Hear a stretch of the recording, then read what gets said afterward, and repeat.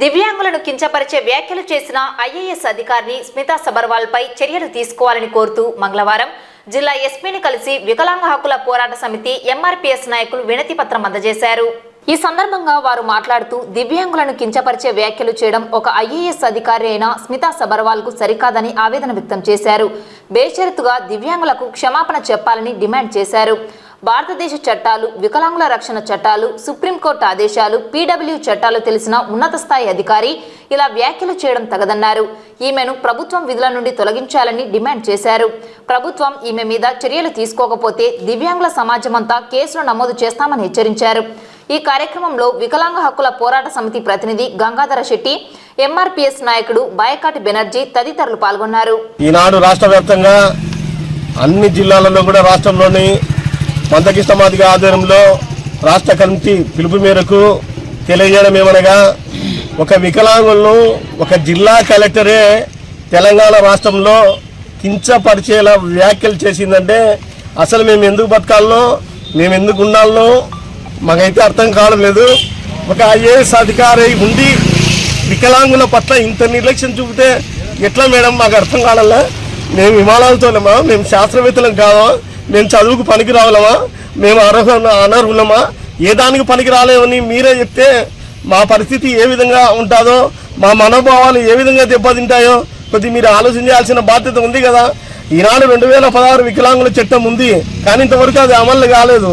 కానీ అది ఖచ్చితంగా మీరు మమ్మల్ని అవమానించినందుకు ఫస్ట్గా ఈరోజు ఎస్పీ ఆఫీస్ ఎదుట మేము మేము మిమ్మల్ని సస్పెండ్ చేయాలని కేసు పెడుతున్నాము. ఎందుకంటే ఈ విధంగా అనుచిత వ్యాఖ్యల వల్ల మా మనోభావాలు చాలా దెబ్బతిన్నాయి. ఖచ్చితంగా 2016 వికలాంగుల చట్టం ప్రకారము ఏ శిక్ష అయితే విధించాలో ఖచ్చితంగా మీకు ఆ శిక్షను విధించాలని ఎస్పీ గారికి సమర్పంగా మేము లెటర్ ఇవ్వడం జరుగుతుంది. అంతేకాకుండా ఈ విధంగా మీరు చేస్తే మా జీవితాలలో అంటూ ఏముండవు. మీరే సమాజంలో మమ్మల్ని కించపరిచేలా చేస్తే ఏ విధంగా ఉంటుంది? ఇంకా మిగతా వాళ్ళు చూస్తే ఏ అధికారులైనా కానీ మమ్మల్ని గుడ్డోడా అని తిట్టడానికి కూడా అవకాశం ఉంటుంది. అటువంటిది మీరే ఈ విధంగా వ్యాఖ్యలు చేసినందుకు మేము చాలా బాధపడుతున్నాము.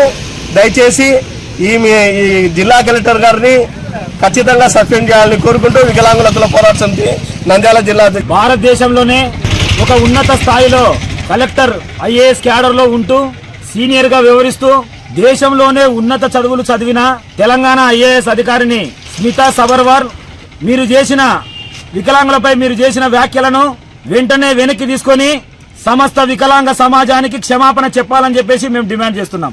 ఇక రెండో విషయం, మీకు చట్టాలు, భారతదేశ చట్టాలు, వికలాంగుల రక్షణ చట్టాలు, పీడబ్ల్యూ యాక్టులు, సుప్రీంకోర్టు ప్రకారం వికలాంగులను ఉన్నత పోలీస్ శాఖలో కూడా నియమించవచ్చు అన్న నిబంధనలు ఇవన్నీ మీకు తెలిసి కూడా మీరు కోర్టు ధిక్కరణకు పాల్పడినారు. మీరు వికలాంగులకు సంబంధించిన చట్టాన్ని మీరు ప్రభుత్వ చట్టాలను వ్యతిరేకిస్తూ ఒక దేశ ద్రోహిలాగా, వికలాంగుల ద్రోహిలాగా మీరు ముద్ర వేసుకున్నారు.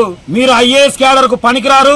వెంటనే దేశంలో ఉన్న అత్యున్నత ఐఏఎస్ క్యాడర్ నుంచి స్మితా సబర్వాల్ ను వెంటనే తొలగించాలని చెప్పేసి మేము మాదిగ రిజర్వేషన్ పోరాట సమితి మందకృష్ణ మాదిగ తరఫున మేము డిమాండ్ చేస్తున్నాం.